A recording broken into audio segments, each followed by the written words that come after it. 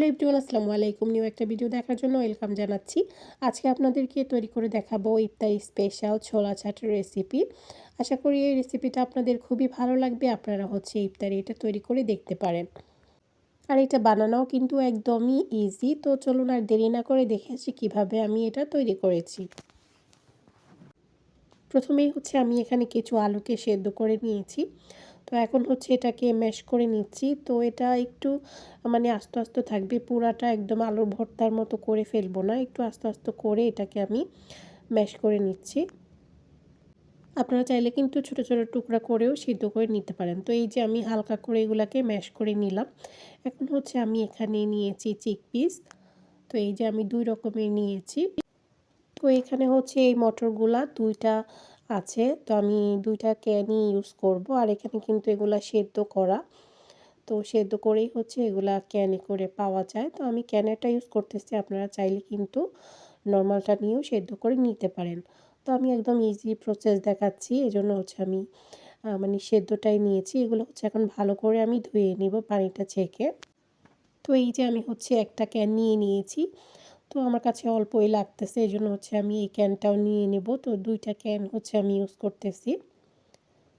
তো এটা খেতে খুবই মজা, আপনারাও ট্রাই করে দেখবেন। তো এখন আমি এটাও নিয়ে নিচ্ছি। তারপর 2টাকে খুব ভালো করে ধুয়ে নিব। অবশ্যই ধুয়ে নিতে হবে। তো এটা একটু বড় আর আগেরটা একটু ছোট টাইপের। 2টা আসলে 2 রকমের ছিল। তো এই যে আমি খুব ভালো করে এগুলোকে ধুয়ে নিয়েছি। এখন আমি যেই সেদ্ধ আলুটাকে ম্যাশ করে রেখেছিলাম সেটা নিয়ে নিচ্ছি পোড়াটা।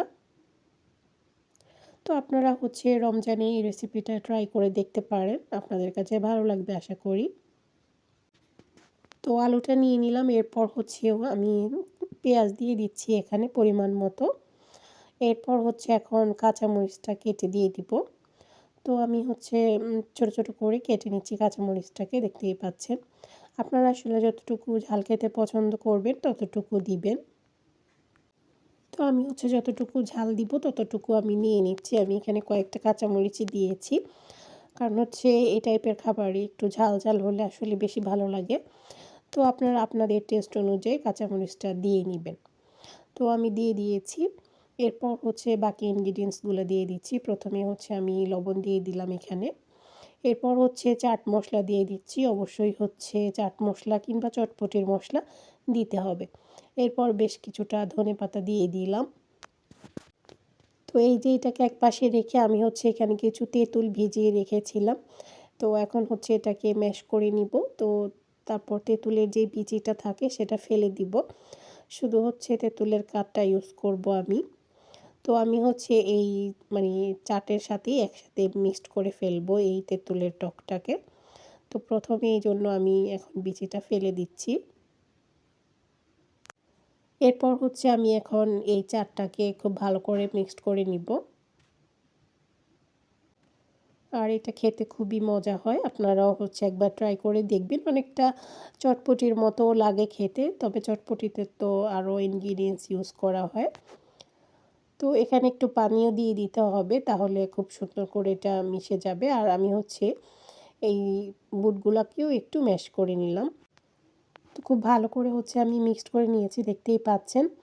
তো এখন এই যে টকটা আমি রেডি করেছি এর সাথে অল্প একটু চিনি দিয়ে দিচ্ছি, প্রায় 1.5 চামচের মতো হবে। এরপর অল্প একটু লবণ দিয়ে দিচ্ছি। এরপর টকটাকে ভালো করে এখন মিক্সড করে নিব। তো শুধু টক না দিয়ে এর সাথে একটু চিনি মিক্সড করলে খেতে মজা লাগবে। এখন আমি পুরা টকটাই এর মধ্যে দিয়ে দিব। তো প্রথমে দিয়ে দিলাম। এখন ভালো করে মিক্সড করে নিব। আর দেখতেই পাচ্ছেন এটা কতটা লোভনীয় লাগতেছে। আর এটা খেতেও কিন্তু খুবই মজা। তো খুব ভালো করে আমি মিক্সড করে নিয়েছি। আর এটা কিন্তু এখন তৈরি হয়ে গিয়েছে। এখন আমি একটা বাটিতে সার্ভ করে নিচ্ছি। আর দেখতেই পাচ্ছেন এটা কতটা পারফেক্ট হয়েছে। আপনারাও এই রমজান মাসে ট্রাই করে দেখবেন, আপনাদের কাছেও ভালো লাগবে। আজকের রেসিপিটা এই পর্যন্তই ছিল। আশা করি আপনাদের কাছে আজকের ছোলা চাটের রেসিপি ভালো লেগেছে।